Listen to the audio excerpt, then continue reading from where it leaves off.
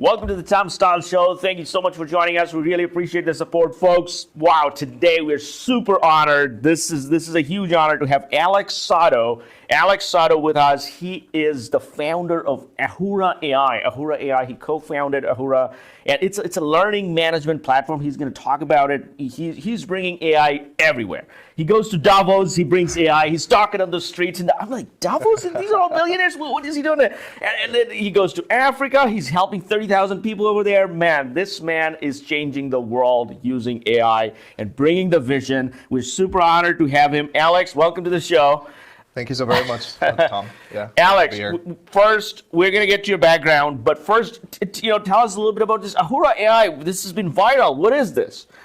Well, Ahura AI is a group of AI experts and education experts coming together and thinking, how can we bring something to the education space, right? How can we apply artificial intelligence for good and use it to empower people so they can do more, especially as we're entering into a decade where things are going to be changing much faster than in the past. And so you've got a couple of people in our firm from NVIDIA, which is myself, ex-NASA guy, Apple exec, and Google, and we've all come together to build out this tool, which I'm happy to tell you a lot more about.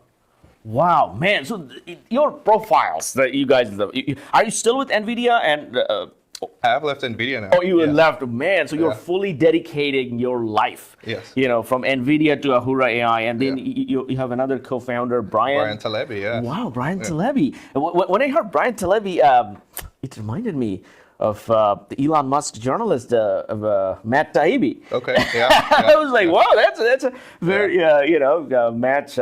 But he was speaking at Davos. Yes. So what were you guys doing there? Yeah, so at Davos, we actually hosted two side events at Davos, right? And we like to convene people to talk about the future of humanity. Yeah. Right. So people who are experts in different fields and talking about breakthroughs that will affect humanity and trying to figure out how can we position it in a way that will provide more opportunities and access to more people, right? Yeah. So at Davos, we had a dinner where we brought these kinds of people together and had good conversations, and then we had a breakfast where we brought people more on the investment side to talk about how they are looking at the next 5 to 10 years and what they would like to invest in.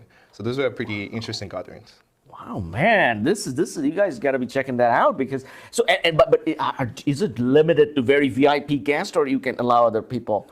Well, Davos is pretty expensive, so that was us bringing the message from, you can say, the grassroots to the VIP, so everyone can listen to this. But then back here in, I live in Oakland, and between Oakland and Berkeley, we have events there every now and then, and in other spaces we have events. And being from Africa myself, I have a number of events on the continent. I was in Kenya in January, and we had a pretty interesting time there.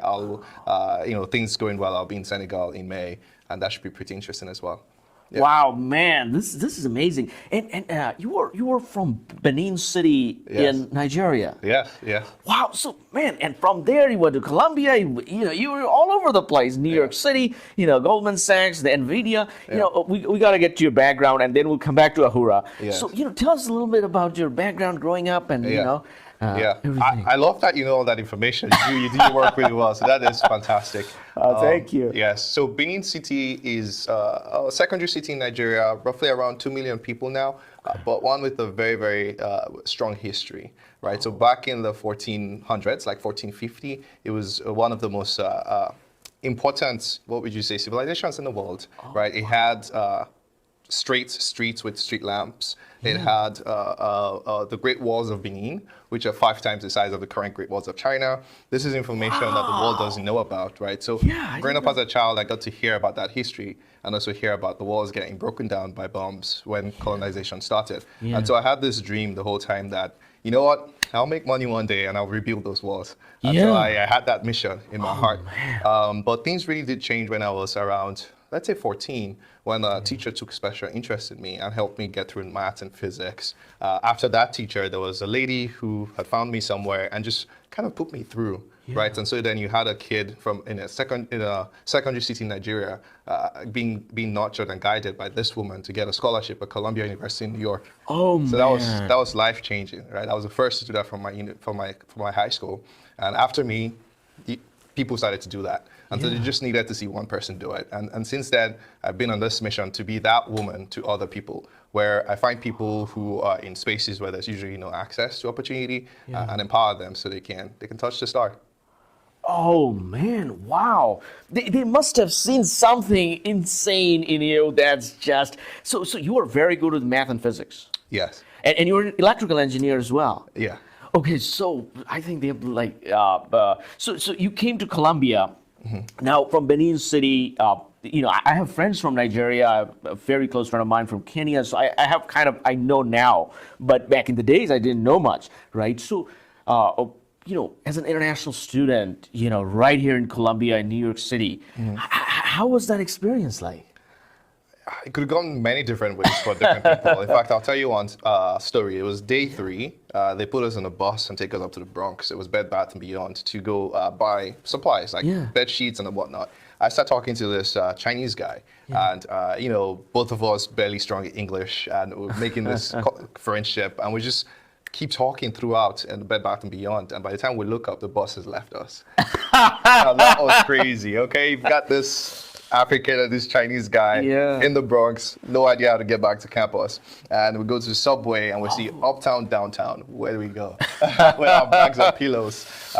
Thankfully, we chose the right direction and we made our way back to school. So that's how that experience started. But I'm the kind of person who likes things fast. And so I got to survive pretty well in New York. I really enjoyed my time there. Yes. So once you, now you live in California. Yes. So, usually a lot of people, from California, they go to New York so which one do you kind of like more now? That's a hard thing, I guess. I'm more like, they're different energies, and when I'm in need of a different kind of energy, I just pop out to a different place, right? So I stay in different places. And so for California, that energy for me, it feels more like home now, to be honest. I love to drive. There's a lot more space to drive here. There's a range of temperatures and weather, right? I'm in Oakland, Berkeley. It's pretty okay. If I want to be a bit colder, I can go up to Tahoe. If I want it hotter, I can go more east, right? So I like being able to just drive and access things. But the biggest reason I'm in California is that I see it as the sort of mecca for tech, right? And so you have all these techpreneurs coming from all over the world, including Africa, over here. And so for the last 4 years through my nonprofit, I've sort of served as a bridge between, Silicon Valley and African entrepreneurs. So right from 2016, there was no nonprofit. It was just as an individual. I've already been working with African founders to provide them guidance and advice on how to navigate Silicon Valley. And by 2018, kind of formalized that with a nonprofit. And so what's happened is a lot of the unicorns from Africa now, I worked with them in 2016. So think of Flutterwave, which is like $3 billion now in terms of valuation, and some of the big names. The most recent exit from Africa, InstaDeep, I was an early investor in. Wow. So that was close to, it's over $600 million exit they just had. So like the early days of entrepreneurs from Africa would come here, and folks like myself and a number of others who are here would try to work with them and help guide. Yeah. Man, this is oh wow! So you have contributed in the African startup ecosystem before it was even a thing. Right? Before nobody, like, you were just helping out, and now it's kind of more, I think, formalized. And as I mentioned, right, it's that idea of trying to be that woman who spotted me from a place where there's no opportunity and showed me that, look, you can get into Colombia if you tried. So I worked with founders like Edie, and was like, look, there's a way to go meet with Google Pay. There's a way to go meet with these companies and figure out the opportunity. And today, everything is, everyone is looking at the African market. Yeah, this is, and so now, what's the name of the nonprofit, by the way? Oh, Alliance for AI, which is Alliance for Africa's Intelligence, actually. And which is different.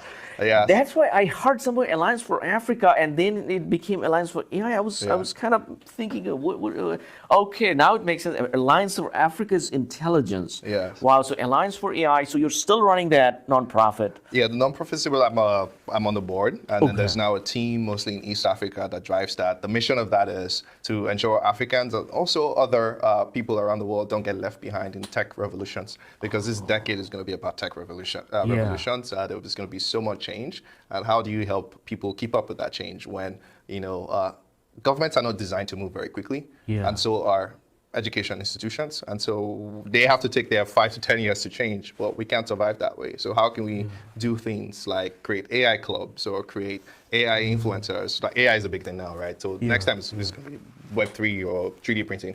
We try to, use clubs in campuses to spread the knowledge about new technology, and also create advisory groups or government entities that want to listen. And so through that, we've been able to advise several African governments, including the Africa Union, on AI. Oh, wow. Yeah. Man, so there are a couple of things. One is, you are a very smart engineer. You have that engineering side of the brain. Yeah. Usually I meet, a lot of our guests come in, engineering side of the brain. They go very deep into the engineering and they're just in it. And then I meet people there that are in the nonprofit or other areas where they're very passionate about communication, organizing, things like that. Talking to you, I feel you have both. How is that even possible? Yeah, it was somewhat deliberate, actually. Yeah, which is interesting. I always think of myself as master of none, master of everything, right? I strive to be, right? So in college, I thought to myself, I want to learn all the pieces required to help groups of people move forward. And so I figured, all right, let me do the hard part first, engineering. Let me do that in college. And my senior year, I wrote the GMAT, so I could go do my MBA. But that then gave me kind of like a 3 to 5 year deadline because it expires, right? So I already had the plan. I knew I was going to do engineering first, and then after a couple of years, go do the MBA, which would give me a broader view into other fields that affect society. And so that's what my MBA was for me at Kellogg, was really just exploring, taking cases everywhere, doing 3 internships, just really trying to explore everything. And what really kind of like completed those experiences were, after NVIDIA, I worked at Benin for 1 year, and also did the same thing where at Benin, I just went into different projects everywhere, just learning very, very quickly, so that when I jump out of that into the world of entrepreneurship, I could better support whatever company I ended up joining, and then met with Bryan Talebi and co-founded Ahura AI. Wow. So now that we are coming to the AI side, Bing recently tried to get into fight with Google with their ChatGPT 10 billion investment. They integrated and things like that, and Google was a little behind, but they came up with a BART and things like that. What's your opinion on this generative AI, or the language model type? Things that people are kind of talking, right? I think this got people talking about the AI side. What's your opinion on these? It's completely changing everything. Yeah. Yes, it's completely changing everything. Last week this past week, there was a keynote from Jensen Huang, who is the CEO of NVIDIA. He spent time talking about generative AI and how this is the iPhone moment for artificial intelligence, right? And so if you listen to other leaders, they were all having similar kind of speech where they talk about it. This is the use case that brings AI to the rest of the world, right? Take it away from the small group of people who have been working on it since 2012. 2012 is when modern AI started, right? And since that point, there's been breakthroughs every year. And so whilst I was at NVIDIA, I was a cloud guy, which really meant I worked with all the cloud service providers, AWS, Azure, and whatnot, to help them deploy AI GPUs. So we worked to deploy the first AI GPUs on AWS, which was the K80 GPUs, and now we've come a long way. So what happened in those periods is you sit with the biggest companies in the world, and you talk about the use cases and where they see the world going. Say maybe 5-year horizons, and then we go back in-house to build the hardware and software to support that. And so what people are talking about now with generative AI is things that we thought about like 4 or 5 years ago. So we knew it was coming, right? And it was just a matter of time. And there's more. There's more next year, 2 years, 3. I have an idea of what's coming, and you have to. I like steak dinner, so you buy me steak. Yes, absolutely. Yeah. Man, this is very exciting. So now, in this scenario, so before this generative AI and this language model thing, the AI was coming up with the vision side of things, the self-driving car, right? You get to San Francisco airport or take an Uber. Uber drivers are always talking, oh yeah, I just dropped off this guy. He has a self-driving car company or something like that, right? I'm like, wow, everybody drop off and has a self-driving car company. What's happening here? So that kind of, Elon Musk was promising that, full self-driving FSD, but that kind of got delayed, a couple of accidents, things like that. And so I think that enthusiasm is a little low, I would say, on the self-driving side. Now, the self-driving side, the Ahura AI, I think you guys are taking a lot of the facial expressions, so you got some similarity there. Yes. Compared to the language model, because Yes. I think that's not. What's your point of view on the self-driving stuff? For self-driving stuff is similar to what the likes of Elon Musk and Jensen Huang have said. It's a very difficult problem to have a car that will completely drive itself. Very difficult problem, and they continue to work on it. Some time away in terms of like a couple of years. Like 5 years, 10 years. I would say more like maybe 5 years. 5 years, probably. Yeah, around 5 years is on the self-driving side. But there's just so many problems to solve with having the car understand the routes and then there's a region thing, right? Yeah. You don't teach the car how to understand things in America. What if when you take it to Brazil? Yeah. What happens? How will they drive in Sao Paulo? Or because people drive differently in these different parts. And I think I've traveled a lot. Maybe the craziest place I've been is Cairo in Egypt. Oh, wow. The cars don't seem to drive straight. They're more to the side. Yeah.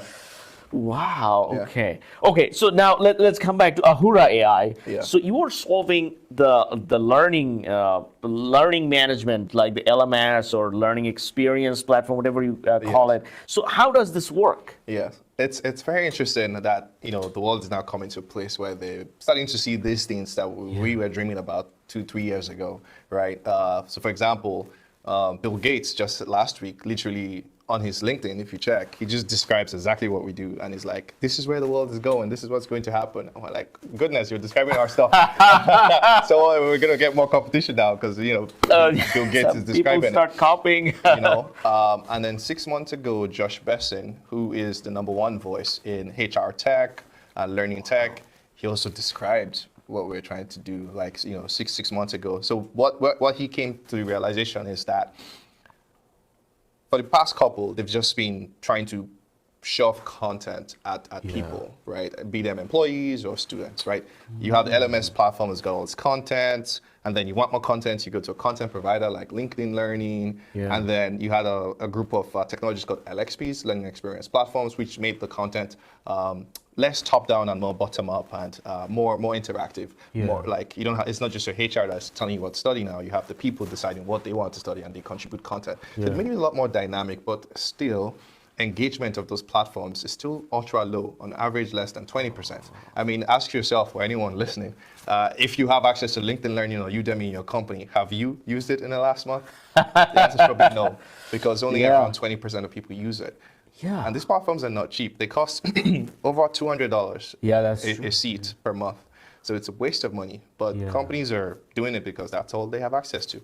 What we realized 2-3 years ago is that humans need learning support. They don't just learn by themselves. They need something to provide them information on how they're doing so that they can alter and improve. Yeah. So those who have the money, mostly executives and whatnot, they get a personal coach. Yeah. Right, and they pay that personal coach thousands of dollars a month, right? Up to $10,000 a month. You have CEOs paying coaches to do that for themselves. But it's not scalable, right? You just pay your coach. We want to increase access to that kind of coaching. How can we do it? We can teach AI how to do some of it. And so Ahura AI is really teaching AI to be a coach, a teaching assistant for everybody in your company so that they can be their best. Through Ahura AI, it works through the webcam and through websites, tracking websites that you go to. So basically, you have your personal AITA, you switch it on when it's time for you to learn. As an employee, you have to learn to improve your development areas. As a student, you have to do assignments by yourself. The AI comes on and starts to observe your behavior and tell you things that a personal coach or personal teacher would have told you. Things like, I see you're really struggling in that one area. Here are other things that you can try that might work for you. And over time, it starts to really know what works for you. So you waste a lot less time. You just be a better, faster learner who is better set up for your career. And you should do much better if you have a Ahura AI personal assistant. Wow, so this is like a tutor with. So the Ahura AI, are you giving it a lot of data? Like the ChatGPT models, are you giving, so it has its own knowledge base, plus it's tracking your eye movement and things like. So now in terms of the eye movement, I'm a distracted person. That's I was telling you when I was talking to you, I would go on, and then the interview wouldn't happen. It's just like let's say I'm learning something from Udemy. Let's say buy a course on management or something like that, right? So and I'm reading it, and I'm like drinking water and coffee, checking my phone. And so this thing is tracking my eye movement and my facial expression, things like that. And also, it has access to what I'm reading, so it knows what I need, what should be my pace and things like that. Yeah. And it will give me suggestion. Yeah. Okay. Yeah, it will give you suggestions, prompts, let you know things that perhaps you are not even paying attention to. For example, we've seen people come on the platform where they're in a kind of like a wrong emotional headspace because of one thing or the other. We don't pry into why it is the case. And so it has a prompt that says, we notice that, this might be happening. If it's not, ignore. If it is, here are things you can try. Simple things like even a short meditation or deep breaths or different kinds of music that help get you back into a better headspace. And at its worst, it's having you talk to someone about what you're going through. We're able to notice things like that and call the person's attention to it. Other simple ones are in terms of learning styles. I personally am not a reader.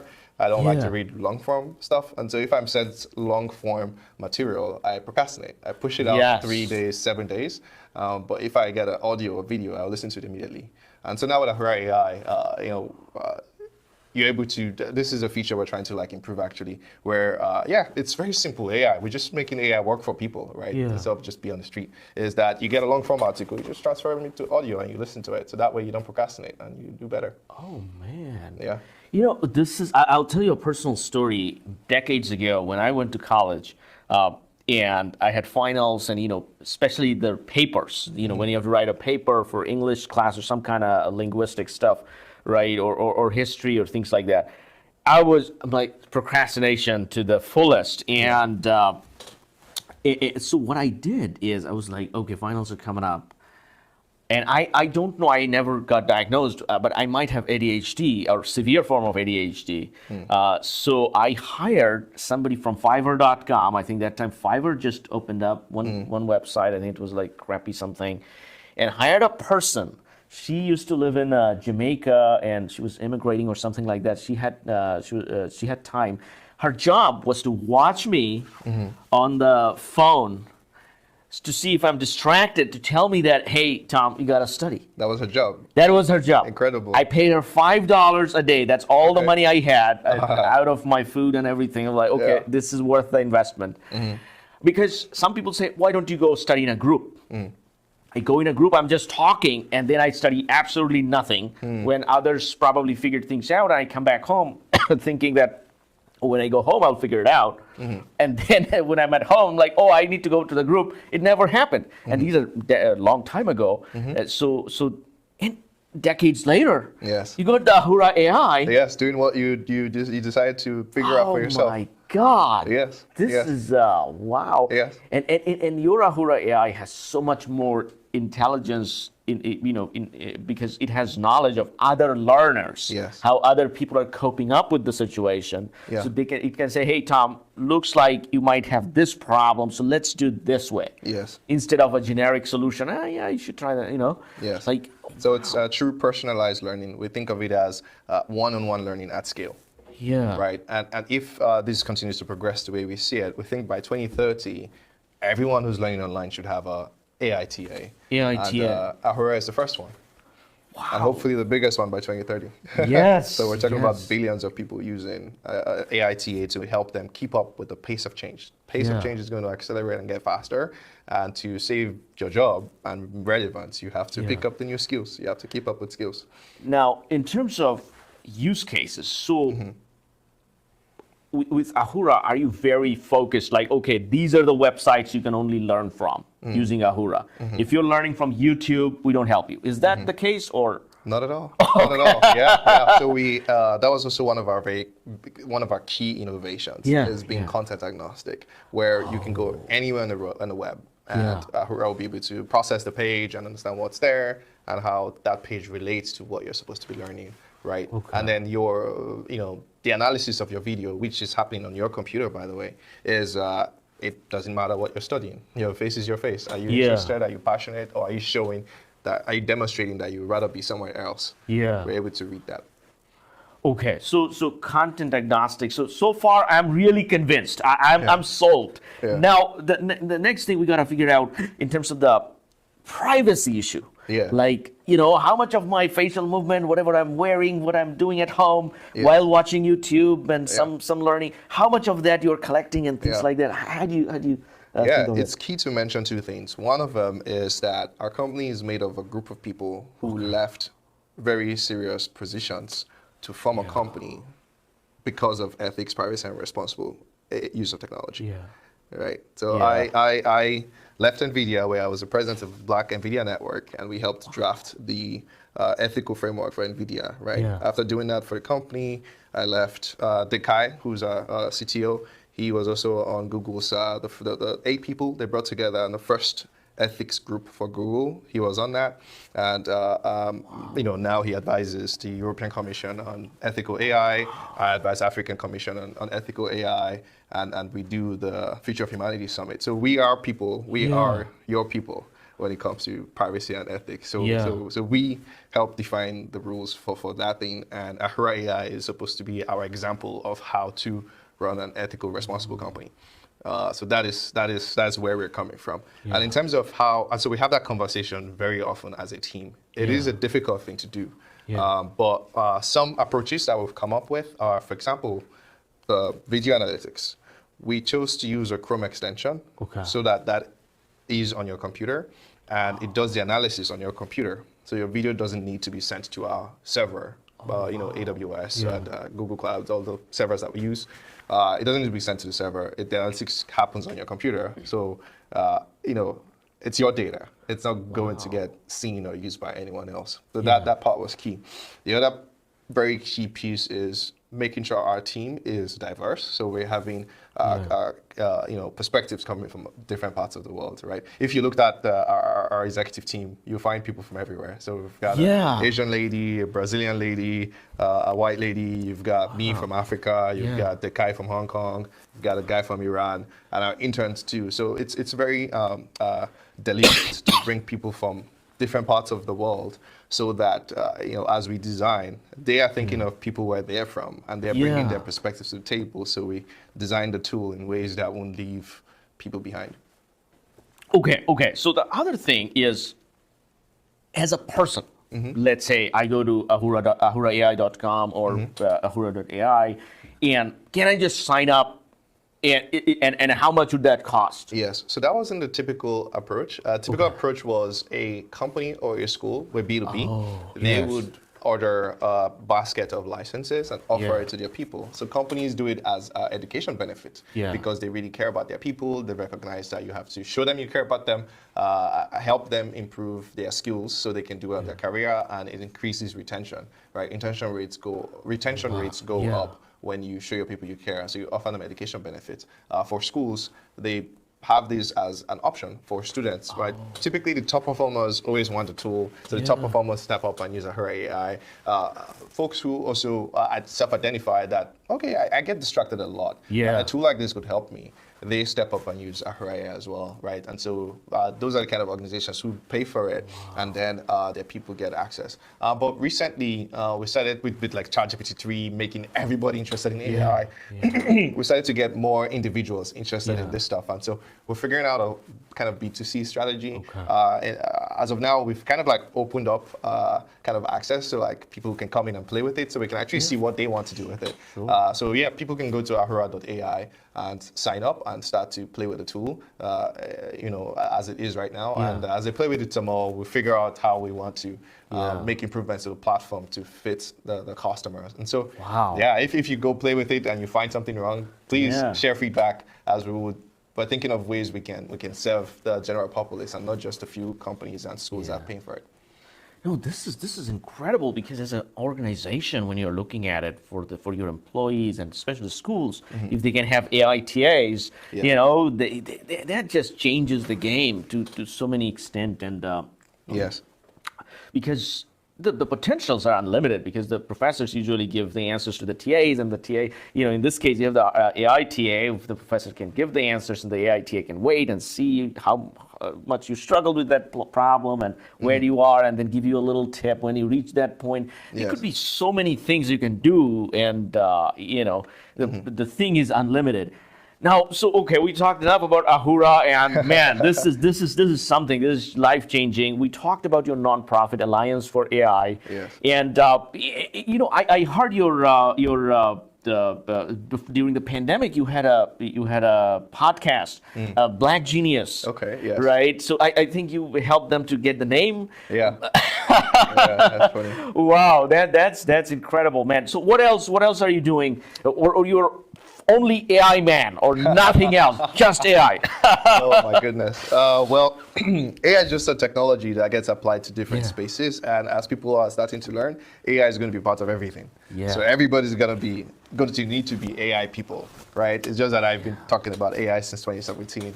That lone man talking about AI, and people a bit skeptical of whether it's true, but I mean, I think now they know. Now they know. And for me, my mission continues to remain the same for the past decade. It's always been around what organization can I support that is interested in identifying people or groups of people in spaces where you typically don't go to look for geniuses or talent. Right? How do you enable those groups so that they can contribute to the table of innovation? Because I think they've been kept away for too long, and as humanity, we are struggling because we don't have their perspectives. I think their perspectives can help us with some of our biggest challenges. Like think of climate change, think of the trees that are falling everywhere for the past 3 weeks in Oakland. It's like all of those, right? I need solutions from other parts of the world. It can't be the same people who are thinking about them, and so it's a blessing that both the company, Ahura AI, and the nonprofit are working towards a similar goal. And I work to speak on shows like this and events that have a similar mission. Yeah. One thing I wonder, folks that are in the high-tech world have been exposed to AI for quite some time now, especially Silicon Valley and the major cities. But how do you see AI impacting, let's say, Africa or other parts of the world that haven't been exposed so far? How do you see the impact of AI? Potentially transformational, right? Potentially transformational.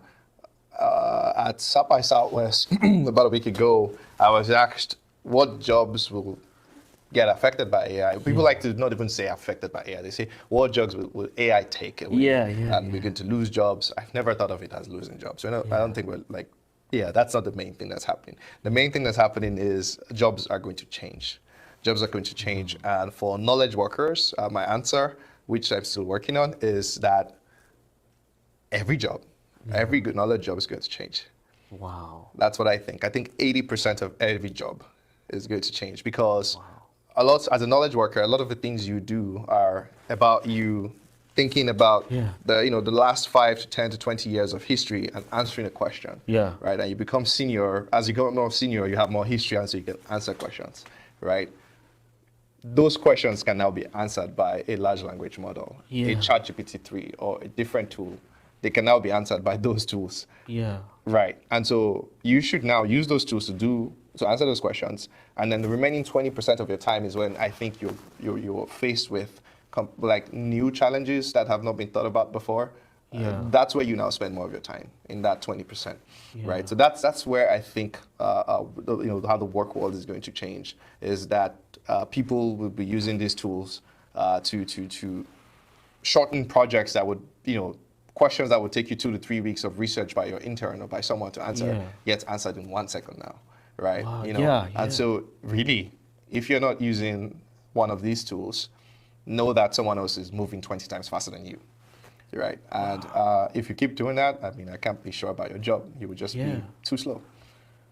Wow, because one thing I always think of is back in the days, if you know a lot of stuff pre-Google, right? You memorize the periodic. I did memorize the periodic table that time, and I felt so good Me too. because everybody, Yeah. everybody comes. So Let's ask. I'm not cool anymore because like, the things I could memorize, I'm not cool anymore. People just ask ChatGPT-3 and I'm like, I used to be cool. And even before the ChatGPT, Googling became faster because on your phone they can answer faster than the memorized guy. Yes. And I'm like, man, that skill has gone away. Yeah. That is, so that's probably the bragging rights and, not just even day-to-day things. Some people, actually, in some ways beneficial for me because some people can remember places they go to. They know the roads, they see, they remember it. Yeah. I never remember anything. Yeah. Even if I go back home, I gotta check my phone. I'm like, okay, because I'm not really thinking about the road. I'm thinking about something else. I'm just following the direction, right? Yes.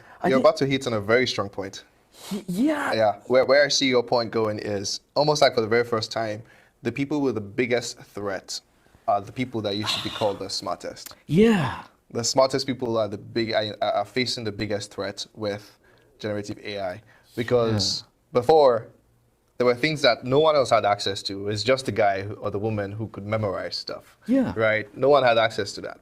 But now it's not useful anymore because now everybody can do the same things they can do because now they have ChatGPT-3. Yeah. So these tools are going to democratize access to many more spaces of innovation. So you're going to have many more startups and companies show up because now people have the tools they need, right, to do solopreneurship. In fact, you will now see smaller teams do a lot more because they can just have a tool be in charge of marketing, have another tool be in charge of accounting, have another tool be in charge of everything, and then you don't have to hire people to do all that work. You just have tools doing it. And so now you're going to have many more startups. And so it's going to be a little more challenging to differentiate. Yeah. You have to dig deep into your execution if you want to stand out as a company. Yeah, so this is definitely, do you feel it's the cell phone moment? This is like, because before you had the cell phone on people's hand, they still needed to go open up the computer and then type it up and things like that. Then the cell phone became much easier, so the memorizing kind of went away that way.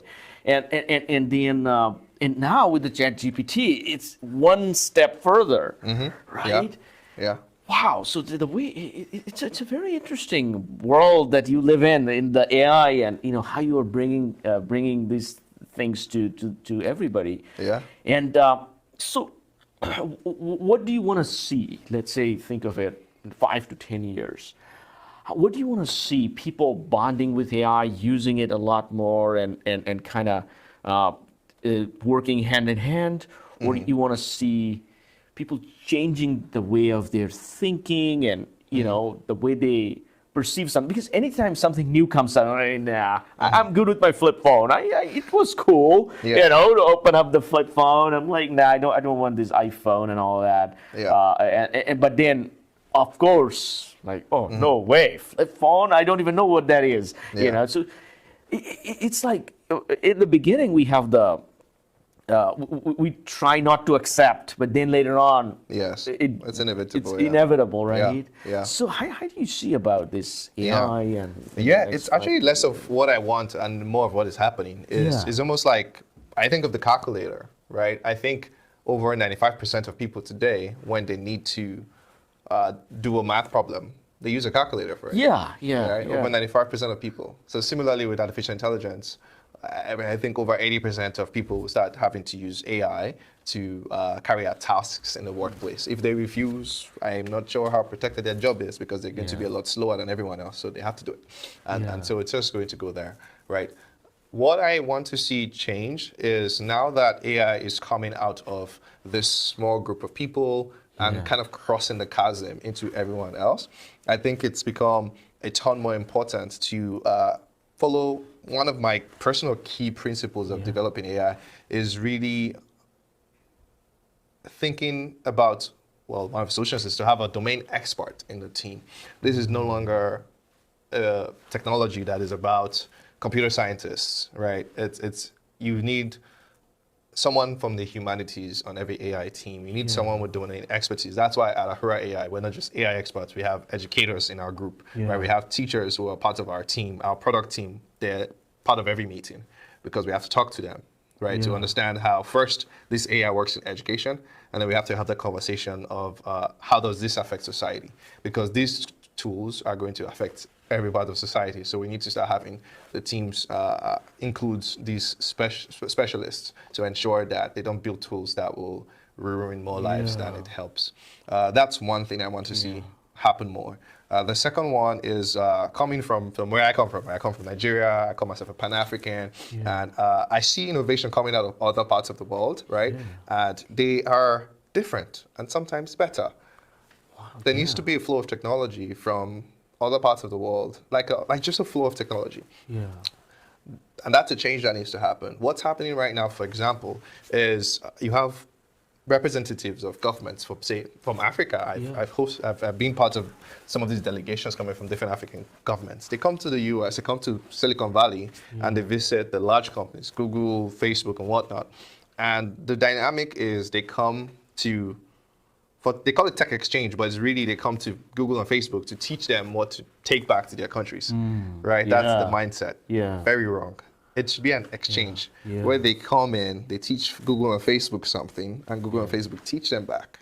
Right. Both sides are not aware of this. Like the Americans are not aware that there's innovation in the other side. They don't want to see that there is. And then the African governments coming in have a, I don't know what to call it,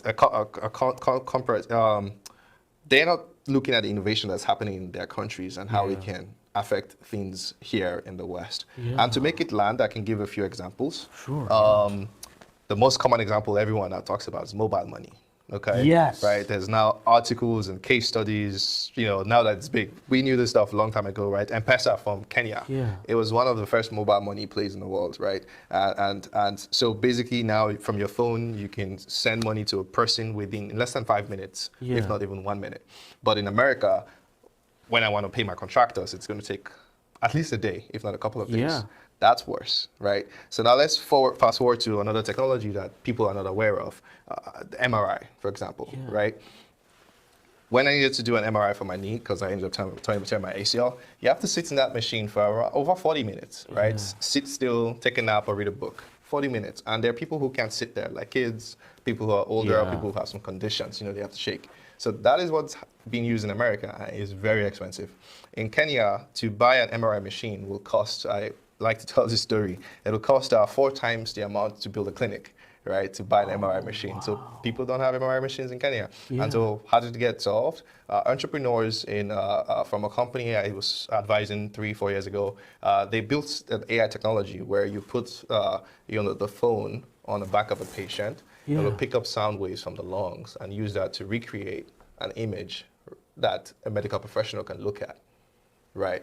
Gotta be kidding me. So that's incredible. Wow. So I say I want African technology in America. I don't want to sit in a MRI for 45 minutes, but I could just use African technology to solve it. Because, this is the thing. I would say a lot of times some startups, they never raised money, no money. They figure things out that the startups that like WeWork, you give them $40 billion and then they blow it all up. Right? Sometimes more money is not helpful. It deters because you can solve a lot of problem with money. Like an executive, they will look at Ahura AI, they'll be like, no, I already hired that guy for $10,000. I don't need that, So the constraints of money, when you put that, you start thinking differently. And that's where the innovation comes from, that, okay, how can we solve that problem using the cell phone? Or how can we solve, so this is interesting. And, but sitting over here, you'll be like, oh, we have a lot of other problems to solve about how the steak is cooked, maybe, let's not worry about if we did not have something, right? So I think that the way of thinking, that's what you were saying, the information exchange. It's an information exchange. Right? And I personally know about Africa. I badly want to know about Latin America and Asia. I'm sure there's innovators in those spaces that are building things that they have access in mind, they have low cost in mind. Those are things that can truly scale to billions of people across the world, right? So the next billion ideas really, in my view, come from emerging markets. Yeah. Because that's where they're thinking about access, because we in Silicon Valley, in my view, are handicapped by resources. Yeah. We're handicapped because we just think about the expensive stuff. Yes, this is, it kind of reminds me, I don't know this theory of mine. It's not a theory, I'm just thinking of it loud. Back in the days, New York became the financial center. Before that, it was London it was the financial center. Yeah. I wonder whether Silicon Valley in the next decade or two will become the financial hub of tech, whereas the innovation will come from around the world, where the money just flows through, it could be, right? It's very possible, right? Because you cannot expect innovation to be coming from the most expensive place. Tell me about it. Right? It's like, Yeah. because most of your innovation goes in how to pay rent, how to have, your office and all that. It gets more and more expensive, real estate, things like that. They're limited by problems in front of them. Yeah. And those are problems that affect just a few. Yeah. They don't see problems that affect the rest of the world.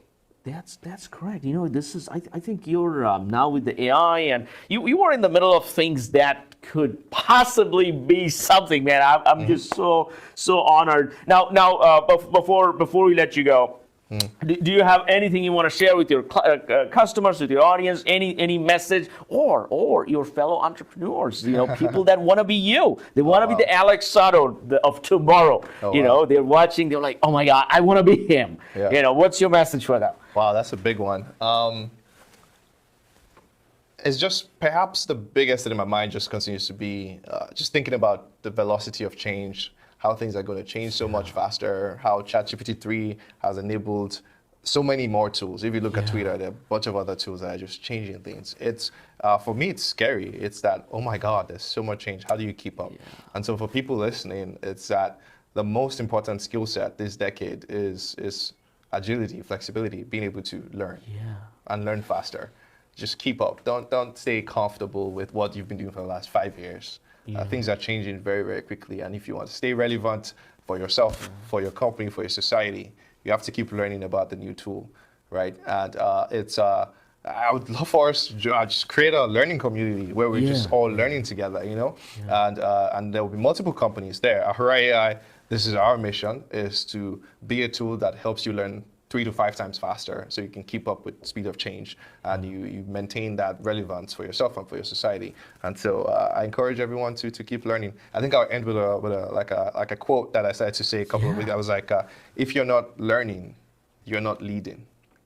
Wow. Yeah, that's a powerful quote, man. Yeah. Wow. If you're not learning, you're not leading. If you're not learning, you're not leading. And if you're not learning using assistive AI tools or super learning, then you are definitely not going to be leading next generation, right? Wow. Yes.